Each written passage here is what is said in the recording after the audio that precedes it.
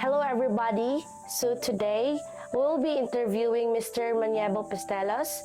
He is from Bohol and he is a member of EUNDP and he does a lot of work in social works and he does a lot of volunteering and sharing others' blessings.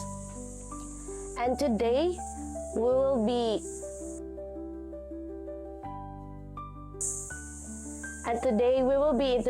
interviewing about the Balay Kahayag and to enlighten us when and how does it starts. Yeah.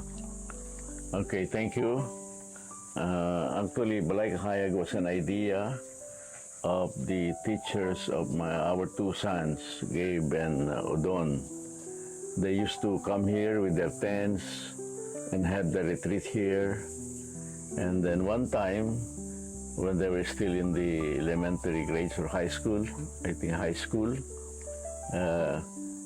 their teachers came, and because they had this tent set up here so that they could have the retreat here and their spiritual retreat, their communion with nature, those were done here by the classmates.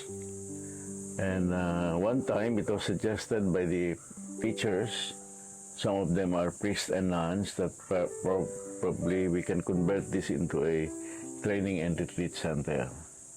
So that was how the idea happened.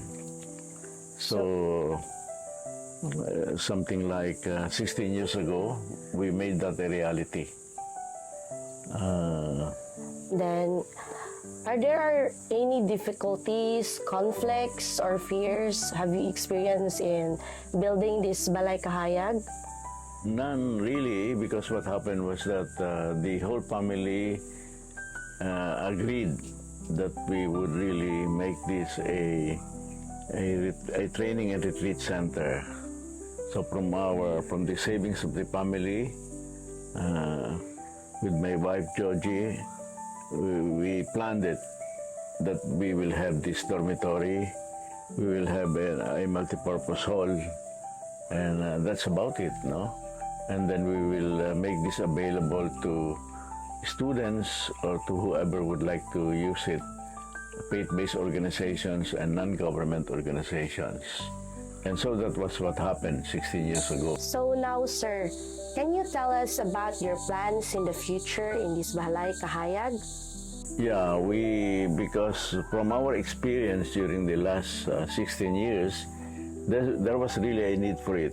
So many people came, like academic institutions, religious organizations, non-government organizations, even families, they held their reunions here.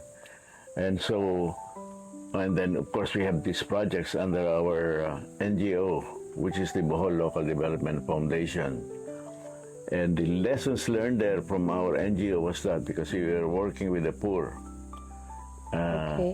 is that we would need a place where we could talk more, a place that is not alienating like a hotel environment. Yes. And the faith-based organizations and NGOs agree with that assessment, that we should have a place like this, like closer to nature. Yes. That we would use for training or for reflection or for just talking with each other.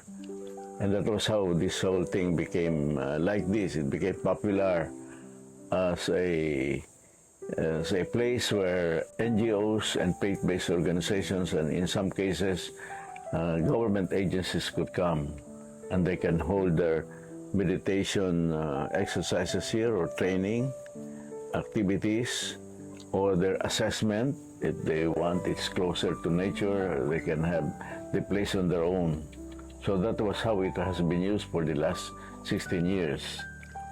Now our plan is, because we were affected by the typhoon. Yes. As you know, the typhoon Odette. Odette. Yes. So what we did was we raised funding. We went straight to the people, to our friends, to previous clients, to fellow development workers and even to some relatives outside Bohol and ask for help. And in 2 months' time, we were able to raise money not only for this center, not only for Balay Kahayag, but for humanitarian assistance in For terms of social food. works Yes, in and terms of food, volunteers. in terms of livelihood assistance, in terms of shelter assistance.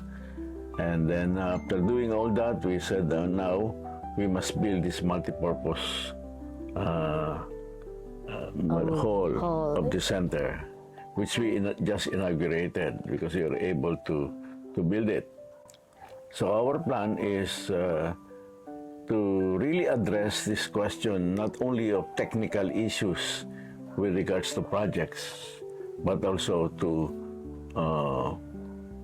address the need for values orientation of young people, no, who are involved in projects or in planning or even in their family lives, no, whether we can address systematically this question of values, which is at the center of all this concern about sustainability. We used to think of sustainability in terms of technical terms, but now we are convinced that we really have to do something about the values orientation of whatever religion you have, no? Yes. And try to work out so that these values are internalized and projects can proceed, particularly those which are aimed at reducing poverty or helping the poor. You need values orientation, and even among political leaders, Yes, you we need them. values. They need to understand, the why we have to make people participate, no matter how poor they are, in the development process. So that's it. Yeah. That's it. So that's it. So this is the rebuilt multipurpose hall of Balay Kahayag. As you can see, it's a little wider. And then we just had last night its blessing. And then you will notice that it is made of sturdier material, not wood anymore, So but it steel is frame. more stronger than Yes, before. it's stronger. It can withstand a typhoon and even earthquake. So this is where we will hold activities. Easily, this can accommodate like 100 participants, but we can break it into small groups also. So lots of things can happen here, no? Lots of activities like family reunions or counseling or cultural shows or training can be done here in this multipurpose hall.